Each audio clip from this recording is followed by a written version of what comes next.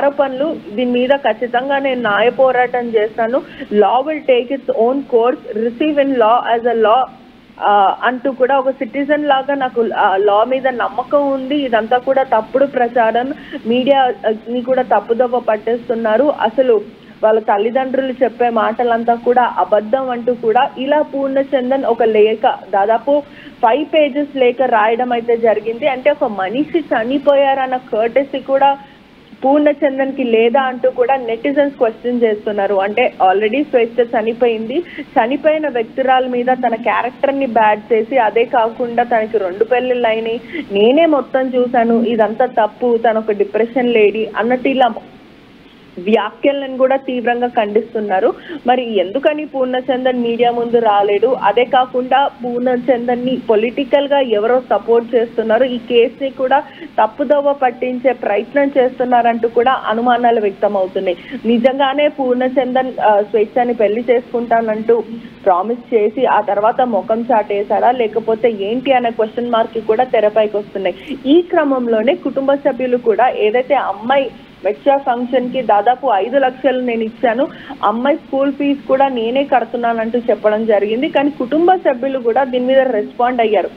అసలు ఆ అమ్మాయి ఫంక్షన్ అప్పటికి దాదాపు 50 members కూడా లేదు, చాలా చిన్నగా ఇంట్లోనే చేసుకున్నారు, 5 lakhs కూడా అవ్వలేదు. ఆ డబ్బులంతా కూడా స్వేచ్ఛనే ఇచ్చింది, స్కూల్ ఫీజు కూడా స్వేచ్ఛనే కడుతుంది. ఇదంతా కూడా మోమాటికి తప్పు, ఎమోషనల్ గా మనుషులకి అబద్ధం చెప్పి డ్రైవ్ చేయాలనుకుంటున్నాడంటూ కూడా కుటుంబ సభ్యులు చెప్తున్నారు. మరి పూర్ణచందన్ స్ట్రాటజీ ఏంటి, అతను ఎవరు ముందుకి నడిపిస్తున్నారు, నిజంగానే పూర్ణచందన్ స్వేచ్ఛ చనిపోవడానికి అదొక కారణం అయ్యాడా అనే విధంగా కూడా పోలీసులు కేసు నమోదు చేసుకొని దర్యాప్తు. ఎందుకని మరి స్వేచ్ఛ మరణానంతరం పూర్ణచంద్రరావు కనిపించకుండా పోయారు అనే దానికి ఏదైనా సమాధానం దొరికిందా?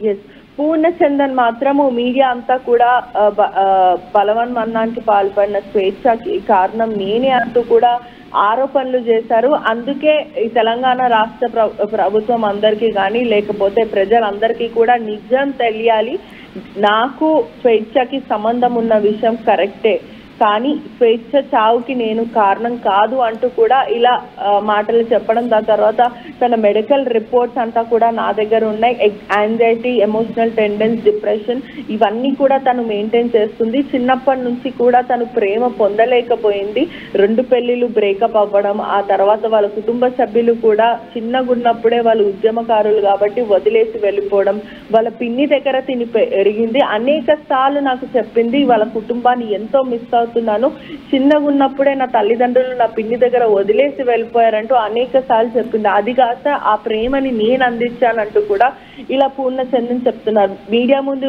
రాలేకపోయాడు, ఒకవైపు ఇదంతా కూడా ఒక స్ట్రాటజీ ప్లే అంటూ కూడా పలువురు చెప్తున్న. అంటే ఇప్పుడు ఖచ్చితంగా పెట్రిషియా ఈ కేసుకు సంబంధించి రకరకాల కోణాలు తెర మీదకి వచ్చాయి.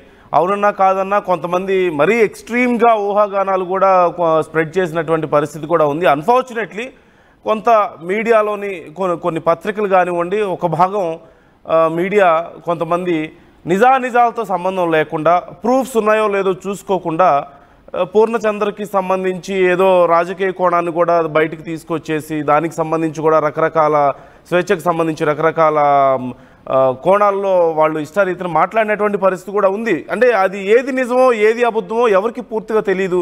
అలా స్ప్రెడ్ చేసిన వాళ్ళు దానికి సంబంధించి ఏ ఆధారాలు చూపించినటువంటి పరిస్థితి కూడా లేదు. సో ఇప్పుడు పూర్ణచందర్ పోలీస్ స్టేషన్లో లొంగిపోయిన నేపథ్యంలో ఇక ఈ అంశాలకు సంబంధించి క్లారిటీ రాబోతుందా? మరోవైపు స్వేచ్ఛ తల్లిదండ్రులు ఇచ్చినటువంటి ఫిర్యాదు కానీ వాళ్ళు చేస్తున్నటువంటి ఆరోపణలు ఒక రకంగా ఉన్నాయి, పూర్ణచంద్ర వర్షన్ మరొక రకంగా ఉంది. సో పోలీసులో ఫర్దర్గా ఈ కేసుకు సంబంధించి ఎలా ప్రొసీడ్ అయ్యే అవకాశాలు మనకు కనిపిస్తున్నాయి? మరి లాయర్ని కూడా తీసుకొచ్చారు కాబట్టి లీగల్గా ఫర్దర్ ప్రొసీడింగ్స్ ఎలా ఉండే అవకాశం ఉందంటారు ఈ కేసుకు సంబంధించి? ఎస్, ఈ కేసుకి సంబంధించి కూడా ఆల్రెడీ పూర్ణచందన్ నిన్న రాత్రే లొంగిపోయాడు. లాయర్ అడ్వకేట్స్ తో సహా వెళ్ళి విచారణకు హాజరవుతాను నేను, పూర్తిగా నేను జ్యుడిషియరీ సిస్టమ్ కి నేను సహకరిస్తానంటూ కూడా పూర్ణచందన్ చెప్పారు. కానీ స్వేచ్ఛ మొబైల్ ఫోన్స్ కానీ గ్యాడ్జెట్స్ కానీ తను చివరిగా ఎవరితో మాట్లాడింది, లాస్ట్ కాల్ ఎవరికి చేసింది, తన వాట్సాప్ చాట్ రికార్డ్ అంతా కూడా హిస్టరీ అంతా కూడా నిన్న పోలీసులు తీయడం అయితే జరిగింది. పూర్ణచందన్ వల్లనే స్వేచ్ఛ చనిపోయిందంటూ ఎటువంటి అనుమానాలున్నా ప్రూఫ్లున్నా ఖచ్చితంగా ఈ కేసులో పూర్ణచందన్ ని ఫిక్స్ చేసే అవకాశాలు ఉన్నాయి. ఆల్రెడీ ఎఫ్ఐఆర్ కూడా జరిగింది. కుటుంబ సభ్యులు మాత్రం తన చావుకి కారణం తన బలవన్మరణానికి పాల్పడడానికి ఖచ్చితంగా పూర్ణచందన్నే కారణం అంటూ కూడా పోలీసులకి వాళ్ళ కుటుంబ సభ్యులు స్టేట్మెంట్ రికార్డ్ అయితే చేశారు.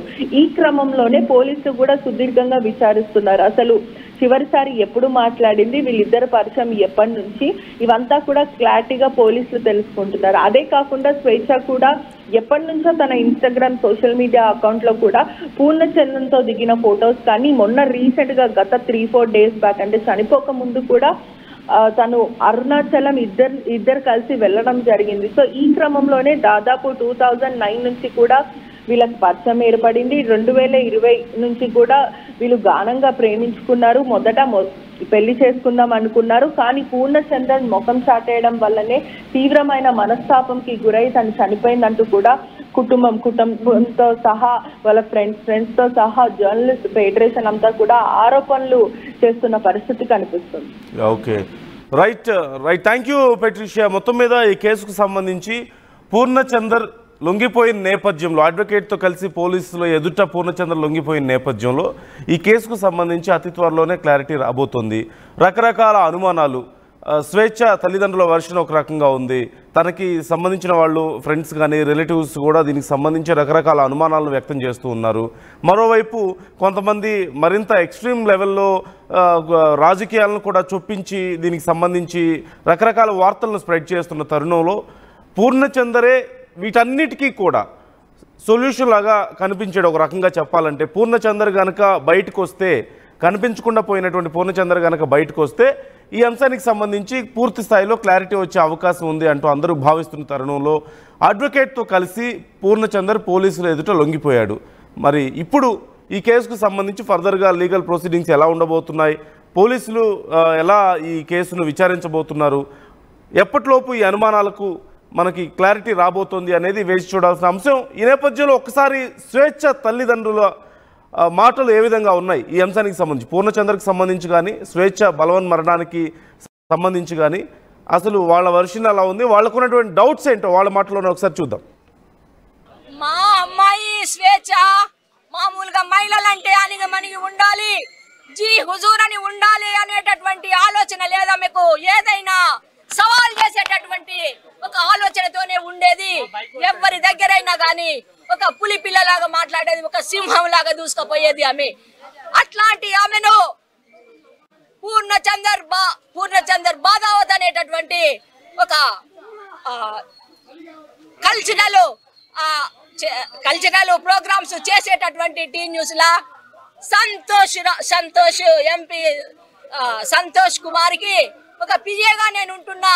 గ్రీన్ ఇండియా ఛాలెంజ్ కోటీశ్వరుణ్ణి, నీకెన్ని కావాలంటే అన్ని చేసేస్తా, నీకు విల్లాలు కట్టిస్తా, నేను మినిస్టర్ని అయితా అని చెప్పేసి రాజకీయ పార్టీ ప్రోద్బలంతోని ఒక డబ్బు మదముతోని నా బిడ్డను ట్రాప్ లో పెట్టేసి నా బిడ్డకు అలాంటి హత్య చేసిండు పూర్ణచందర్ బాదావత్.